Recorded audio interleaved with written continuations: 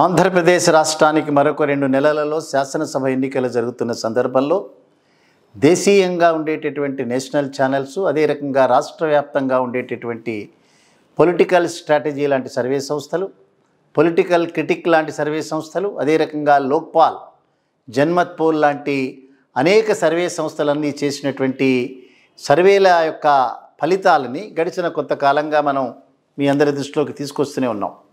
ఇవన్నీ కూడా రాబోయేటటువంటి రోజుల్లో జరగబోయేటటువంటి యుద్ధంలో వైసీపీ పార్టీ మాత్రమే దిగ్విజయంగా బయటికి వస్తుంది. సో వారు మాత్రమే అత్యధిక స్థానాలని సాధించి ప్రభుత్వాన్ని మళ్ళీ తిరిగి ఏర్పాటు చేయబోతోందనేటటువంటిది అనేక సర్వే సంస్థలు చెప్పినటువంటి సారాంశం. ఈవెన్ జాతీయ ఛానల్స్ కూడా పార్లమెంటుకు సంబంధించినటువంటి స్థానాలని సర్వే సంస్థల ద్వారా అంచనా వేస్తూ భారతదేశ వ్యాప్తంగా 323 స్థానాల నుంచి దాదాపు 330 స్థానాల వరకు కూడా భారతీయ జనతా పార్టీ సొంతంగా తానే కైవసం చేసుకోబోతోందని, కాంగ్రెస్ పార్టీకి 45 నుంచి 55 సీట్ల మధ్యలో మాత్రమే వచ్చేటటువంటి అవకాశాలు ఉన్నాయి. అదే రకంగా అనేక రకాలైనటువంటి రీజనల్ పార్టీస్ అన్నీ కూడా దాదాపు 75 నుంచి 125 స్థానాల్లోకి రాబోతున్నాయనేటటువంటిది అంచనాలు వేస్తూ వచ్చాయి. సో ఈ అంచనాల నేపథ్యంలో అనదర్ ఒక సర్వే సంస్థ ఏదైతే ఉందో అది న్యూస్ ఎరీనా ఇండియా సర్వే అనేటటువంటి ఒక సంస్థ, వారు చేసినటువంటి సర్వేలో దాదాపుగా వారు డిసెంబర్ 15వ తేదీ నుంచి జనవరి 15వ తేదీ మధ్యలో దాదాపుగా 88,700 శాంపిల్స్ తీసుకున్న తర్వాత ఈ శాంపిల్ ఆధారంగా జిల్లాలలో వారు చేసినటువంటి సర్వే మొత్తం రాష్ట్రంలో ఉండేటటువంటి 175 నియోజకవర్గాలు సర్వే చేసిన తర్వాత ఏ పార్టీకి ఎన్ని ఓట్లు రాబోతున్నాయి, ఇవన్నీ కూడా భారతీయ జనతా పార్టీ, జనసేన అండ్ తెలుగుదేశం ఈ మూడిటి యొక్క కలయిక కనుక ఉంటే ఏ రకంగా ఉంటుంది, భారతీయ జనతా పార్టీ లేకుండా జనసేన టీడీపీ కూటమి కనుక కంటెస్ట్ చేస్తే ఏ రకంగా ఉంటుందనేటటువంటి వాటి మీద వారి అంచనాలు తెలియజేసాయి. ఒకసారి మనం కనుక ఈ అంచనాల్లోకి జిల్లాల వారీగా కనుక వెళ్తే ఇది చేసినటువంటి సంస్థ న్యూస్ ఎరీనా ఇండియా సర్వే అనేటటువంటి సంస్థ చేసినటువంటిది. తీసుకున్నటువంటి శాంపుల్స్ యొక్క లెక్క చూస్తే మొత్తం 175 నియోజకవర్గాల్లో 88,700 శాంపిల్స్ వారు తీసుకుని ఉన్నారు. సో వారి సర్వే ప్రకారం, అంచనాల ప్రకారం వైఎస్ఆర్సీపీ 122 స్థానాలని కైవసం చేసుకోబోతోందనేటటువంటి మాట చెప్పారు. వారికి సంబంధించి 49.4% వారు ఓట్ల రూపంలో మలుచుకుంటారని చెప్పారు. అదే టీడీపీ జనసేనకు సంబంధించినటువంటి కంబైన్డ్ వారికి 53 స్థానాలకు మాత్రమే వారు పరిమితం అవుతారు. వారికి సంబంధించి 44.34% ఓట్లని ఈ కూటమి కైవసం చేసుకోబోతోందనేటటువంటి వారి యొక్క సర్వే ఫలితాలు చెప్పారు. భారతీయ జనతా పార్టీ ఏ రకమైనటువంటి సీట్లు గెలుచుకోలేదు వారు సొంతంగా పోటీ చేసిన సందర్భంలో. అదే రకంగా వారికి 0.56% మాత్రమే ఓట్లని వారు తెచ్చుకోగలుగుతారు అంచనా వేసింది.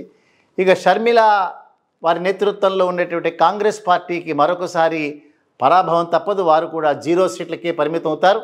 వారు 1.21% వారు కైవసం చేసుకోవచ్చు అనేటటువంటి వారి ఫలితాన్ని వెలువడించారు. అదర్స్గా మిగతా వారందరికీ కూడా 4.75% వారు సాధించిన వారికి వచ్చేటటువంటి సీట్ల సంఖ్య మాత్రం 0గానే పర్సంటేజ్ చేశారు.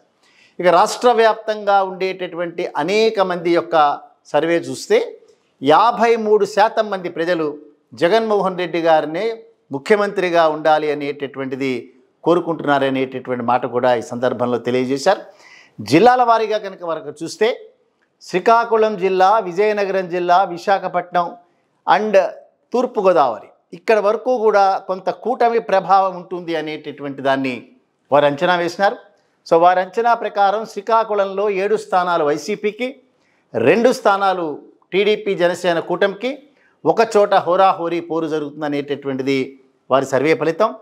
విజయనగరం జిల్లాలో 8 స్థానాలు వైసీపీ కైవసం చేసుకుంటే టీడీపీ 0 స్థానాల వరకే పరిమితం అవుతుంది. ఒక్క చోట మాత్రం హోరాహోరీ పోరు జరగబోతోంది అనేటటువంటి అంచనాకు వచ్చారు.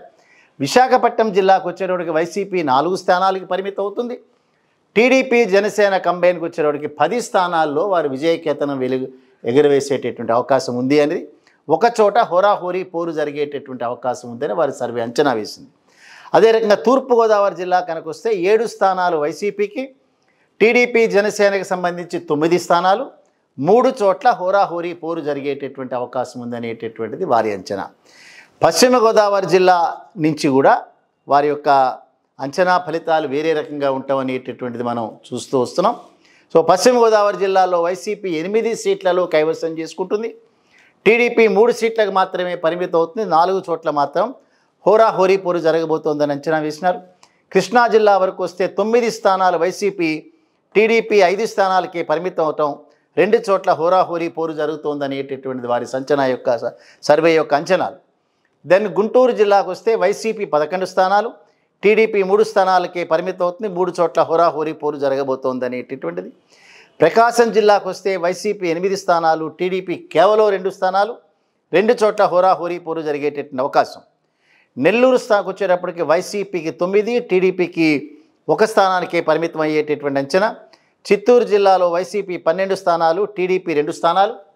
అదే రకంగా కడప జిల్లాకు వచ్చేటప్పటికి మొత్తం 10 స్థానాలు కూడా వైసీపీ పార్టీ కైవసం చేసుకుంటుంది, టీడీపీకి 0 స్థానాలు. కర్నూలు జిల్లాలో వైసీపీకి 12, టీడీపీకి 0, 2 చోట్ల హోరాహోరీ పోరు జరగబోతోందనేటటువంటి అంచనా. అనంతపురం జిల్లాకు వచ్చేటప్పటికి వైసీపీకి 8, టీడీపీకి కేవలం 2, 4 చోట్ల మాత్రం హోరాహోరీ పోరు జరగబోతోందనేటటువంటిది. సో ఈ అంచనాల ప్రకారం చూస్తే ఆల్రెడీ 120, 53 ఈ రెండింటి మధ్య యొక్క తేడా చాలా ఎక్కువగా ఉంది. ఒకవేళ ఈ హోరాహోరీ పోరాటంలో కనుక వైసీపీ కనుక విజయం సాధిస్తే ఇవన్నీ కూడా ఇవాళ 150 స్థానాలు ఏవైతే ఉన్నాయో అంతవరకు వాళ్ళు కూడా వెళ్ళే అవకాశాలు ఉన్నాయి. లేదా టీడీపీ ఖాతాల్లో కనుక వెళ్ళే మాట అయితే ఇంకొద్దిగా ఒక 65 స్థానాల వరకు వారు వెళ్ళే అవకాశాలు ఉన్నాయి.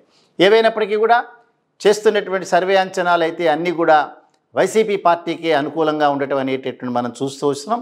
ఇంకొక 10-15 రోజుల్లో నేషనల్ ఛానల్స్ కూడా అంచనాలు వేసేటటువంటి అవకాశం ఉంది. తర్వాత ఆ రిపోర్ట్లు కూడా మీకు ఇస్తాం. సవరించినటువంటి ఓటర్ల లిస్టు కనుక మనం చూస్తే ఎన్నికల సంఘం డిక్లేర్ చేసినటువంటి కొత్త ఓటర్ లిస్టులో దాదాపు 4,08,00,000 మంది ఓటర్లు ఎవరైతే ఆంధ్రప్రదేశ్ రాష్ట్రంలో ఉన్నారో దానిలో దాదాపుగా 2,10,10,00,000 మంది మహిళలు, అదే రకంగా దాదాపుగా 2 కోట్ల మంది పురుషులు ఉండటం అనేటటువంటిది మొన్న ఎన్నికల సంఘం ఇచ్చినటువంటి వివరాల్లో మనం చూసినటువంటి అంశం. సో ఇప్పుడు ఈ సర్వే చేసినటువంటి ఈ సంస్థ చేసినటువంటి సర్వేలో గమనించాల్సినటువంటి అంశం ఏమిటంటే ఆంధ్రప్రదేశ్ రాష్ట్రంలో చాలా పెద్ద సంఖ్యలో అంటే 59.6% వరకు మహిళలందరూ కూడా జగన్మోహన్ రెడ్డి గారి ప్రభుత్వం చాలా అద్భుతమైనటువంటి పనితీరుని కనబరుస్తోంది అనేటటువంటిది చాలా విస్పష్టంగా చెప్పినటువంటి మాటగా ఈ న్యూస్ ఎరీనా అనేటటువంటి ఇండియా సర్వే చెప్పడం అనేటువంటి జరిగింది. అదే రకంగా 49.3% మంది పురుషులు అదే రకమైనటువంటి అభిప్రాయాన్ని వెలువచ్చారు అనేటటువంటిది. అంటే అత్యధికంగా మహిళలలో 59 అంటే కేవలం 41% మంది మాత్రమే అసంతృప్తిని వెలిబుచ్చటం, అదే రకంగా 51% మంది పురుషులు అసంతృప్తిని వ్యవహరించడం అనేటటువంటి చూసాం.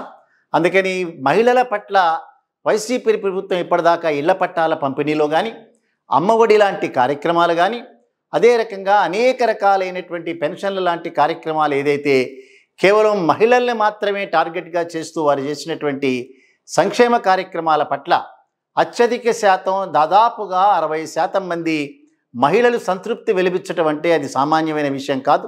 ఎక్కడా కూడా ఇటువంటివి జరిగిన దాఖలాలు ఎక్కడ మనకు కనిపించట్లేదు. అంచేత పురుషుల కంటే మహిళలు వైసీపీ ప్రభుత్వం పట్ల చాలా సంతృప్తికరమైనటువంటి వారి యొక్క అభిప్రాయాన్ని వెలిబుచ్చినట్లుగా సర్వే సంస్థ చెప్పడం అనేటటువంటిది జగన్మోహన్ రెడ్డి గారికి ఒక రకమైనటువంటి ఇది సూచనగా మనం దాన్ని భావించాలి. అందుకని రాబోయేటటువంటి రోజుల్లో మహిళా సాధికారత ఏ రకంగా ఉండాలి, అదే రకంగా ప్రతి నియోజకవర్గంలో సామాజిక సమీకరణాలు ఏ రకంగా ఉండాలి, ఓపెన్ కేటగిరీలో అంటే ఉన్నతమైనటువంటి వర్గాలకు సంబంధించినటువంటి సీట్లను కూడా వెనుకబడినటువంటి వర్గాలకు దాన్ని అలాట్ చేయటం. ఇప్పటికే జగన్మోహన్ రెడ్డి గారు వారి యొక్క 5 విడతలుగా వారు డిక్లేర్ చేసినటువంటి నియోజకవర్గాల్లో ఇన్ఛార్జీలుగా పేర్లు ఏవైతే ఉన్నాయో కొన్ని నియోజకవర్గాలని ఉన్నటువంటి అభ్యర్థులను వేరే నియోజకవర్గాలకు మార్చడం కానీ, అదే రకంగా కొత్త అభ్యర్థుల యొక్క పేర్లని నియోజకవర్గ ఇన్ఛార్జీలుగా పెట్టడం కానీ మనం చూస్తే ఈ ఎన్నికల సంస్కరణలో భాగంగా సామాజిక సమీకరణాలని చాలా అత్యంత తెలివితో చేయటం అనేటటువంటిది ఈ మధ్యకాలంలో మనం చూసాం. అందుకని ఫార్వర్డ్ కమ్యూనిటీస్ కంటెస్ట్ చేసేటటువంటి స్థానాల్లో కూడా వెనుకబడినటువంటి వర్గాలకి, దళిత వర్గాలకి పెద్దపీటలు వేస్తూ వాళ్ళ చేత కంటెస్ట్ చేయించడం అనేటటువంటిది ఆ వర్గాలకి ఎప్పుడైతే రాజకీయపరమైనటువంటి సాధికారత లభించిందో తర్వాత ఆర్థిక పరమైనటువంటి సాధికారత ఆటోమేటిక్గా వాళ్ళకి లభిస్తుంది అనేటటువంటి దాంట్లో నమ్మకం కలిగినటువంటి ఒక రిఫార్మిస్ట్గా జగన్మోహన్ రెడ్డి గారు చేసేటటువంటి ఎక్స్పెరిమెంట్ కానీ లేదా ఎక్సర్సైజ్ కానీ ఏదైతే మనం అనుకుంటున్నామో ఇవన్నీ భవిష్యత్తులో మంచి ఫలితాలు ఇస్తాయి అన్నట్లుగా ఇవాళ అనేక సర్వే సంస్థలు చెప్తున్నటువంటి ఈ వివరాలను బట్టి మనకు అర్థమవుతుంది. చూద్దాం రాబోయేటటువంటి రోజుల్లో వారు చేసేటటువంటి ఎక్సర్సైజ్ అనేటటువంటిది రియల్గా సామాజిక సమీకరణాల నేపథ్యంలో వారు చేసేటటువంటిది ఆ వెనుకబడినటువంటి కులాలకు సంబంధించినటువంటి నాయకులు ఆ వర్గాలు అందిపుచ్చుకుంటారా? అందిపుచ్చుకున్న అత్యధిక మెజారిటీతో వారిని గెలిపించడమే కాకుండా రాబోయేటటువంటి రోజుల్లో వారికి లభించేటటువంటి రాజకీయ సాధికారత ఏదైతే ఉందో దాని ద్వారా చదువులు అనేటటువంటి వాటిని సంపాదించి ఆర్థిక పరమైనటువంటి సాధికారత వారి కుటుంబాలకు కూడా అందించేటటువంటి కార్యక్రమాన్ని జగన్మోహన్ రెడ్డి గారు ఇస్తున్నారు. దాన్ని సకాలంలో అందించుకునేటటువంటి ఏర్పాట్లు చేస్తారని మనం కూడా నమ్ముదాం.